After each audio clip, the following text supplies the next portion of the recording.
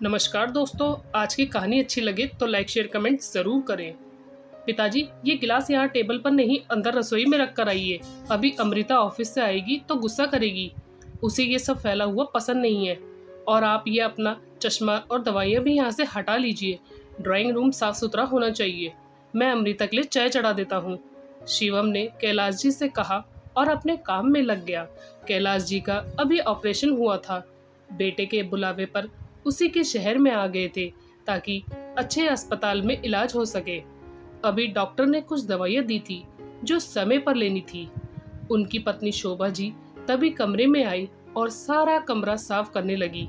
नहीं तो बहू कल की तरह फिर से गुस्सा करेगी। गिलास खुद ही उठाकर अंदर रखाई। शिवम, तेरे पिताजी और मेरे लिए भी चाय चढ़ा दे। मौसम बड़ा ठंडा हो रहा है।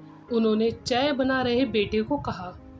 अरे माँ, अभी तो आप दोनों ने चाय पी थी और फिर से चाय चाहिए? थोड़ा नियंत्रण में रहना चाहिए। बेटे शिवम के मुंह से ये सब सुनकर शोभा जी हैरान रह गई। वह तो बेटे के घर को अपना घर समझकर रहने आई थी, पर यहाँ आकर उन्हें लगा कि ये घर उनका नहीं है। वो तो यहाँ बस मेहमान है जिन्हें 2 वक्त की रोटी और चाय भी मुश्किल से दी जाती है।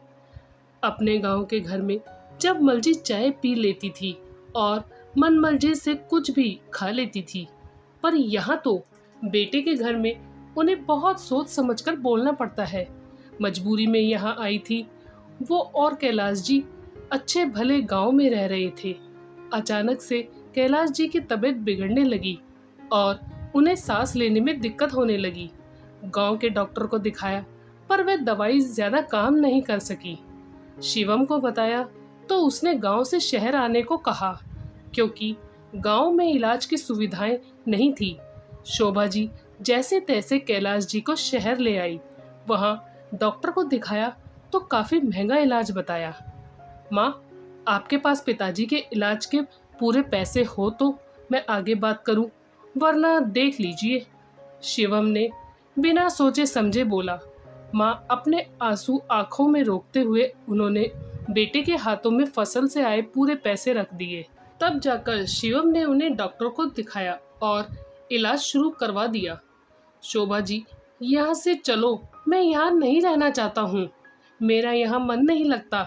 मुझे यहाँ क्यों ले आई? यह बेटे का घर है, हमारा नहीं। कैलाश जी बोले जा रहे थे।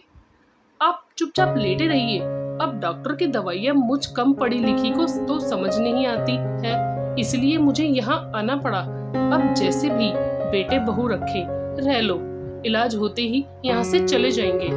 वह दिलासा दिलाते हुए बोली। अमृता अपने ऑफिस से आ चुकी थी।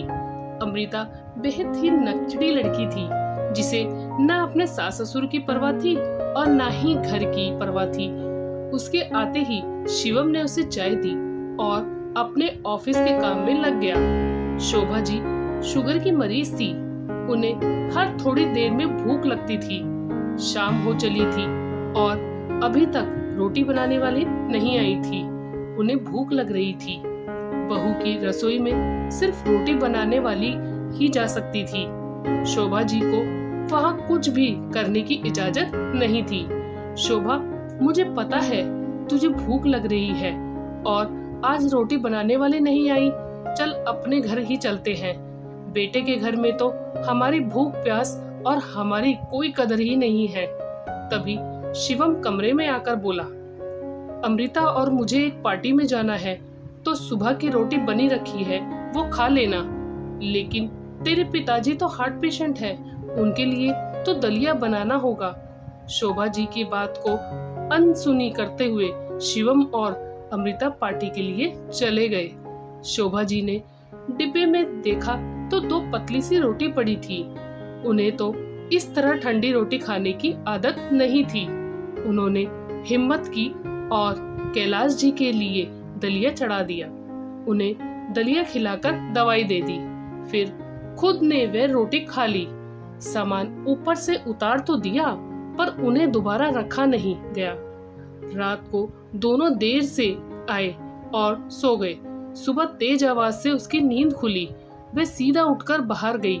माँ, आपने किसकी इजाजत से मेरे घर में दलिया बनाया और पूरी रसोई बिखरा दी? शोभा जी समझ गई, उनका बेटा बहू की जुबान से बोल रहा है, क्योंकि बहू को कुछ कहने की जरूरत ही नहीं होती है, सब कुछ बेटा कह देता है। आज शोभा जी से रहा नहीं गया, वह बिफर गई। हाँ पता है, ये तेरा घर है और तेरे घर में तेरी ही चलती है। ये बात अलग है कि ये तेरा फ्लैट तेरे पिताजी ने अपनी ज़मीन बेचकर तुझे दिलाया था। इस घर पर हमारा कोई हक नहीं है। हमें तो इतना भी हक नहीं है कि हम अपनी मर्जी से अपनी पसंद का कुछ बनाकर खा सके। तेरे घर में हम दोबारा चाय नहीं पी सकते। ये बात और थी कि जब तू छोटा था तो हमने तेरे नखरे उठाए थे। तेरी पसंद का खाना बनाकर मैं तुझे खिलाने को तेरे पीछे दौड़ा करती थी। तेरी पसंद के लिए मैं और तेरे पिताजी अपनी पसंद भुला देते थे। तेरी घर में तेरी पत्नी को हमारा बिखरा सामान पसंद नहीं है। ये बात अलग है कि तूने अपना बचपन मेरे घर में बिताया था, जहाँ तेरे खिलौने हमेशा बिखरे रहते थे।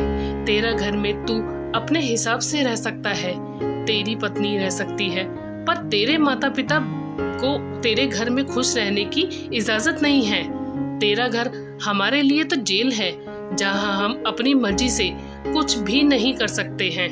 मैंने गांव में फोन करके तेरे चाचा को बुला लिया है। हम दोपहर को ही अपने घर चले जाएंगे। ये तेरा साफ सुथरा घर तुझे ही मुबारक हो, और तेरे पिताजी का इलाज भी मैं खुद शहर आकर करवा लूंगी। हमारे पास ईश्वर की कृपा से गांव में घर है, जहां हम अपना बुढ़ापा बिता लेंगे, पर तेरे घर में कभी कदम नहीं रखेंगे। अपने बीमार पिता को तुझे ये कहते हुए शर्म नहीं आई कि गिलास रसोई में रखना? गिलास और सामान तू भी तो अंदर रख सकता था, पर तुझे तो अपनी पत्नी की सेवा से फुर्सत मिले तो हमारे लिए कुछ करेगा। शिवम को अपनी गलती का एहसास हुआ, पर तब तक बहुत देर हो गई थी।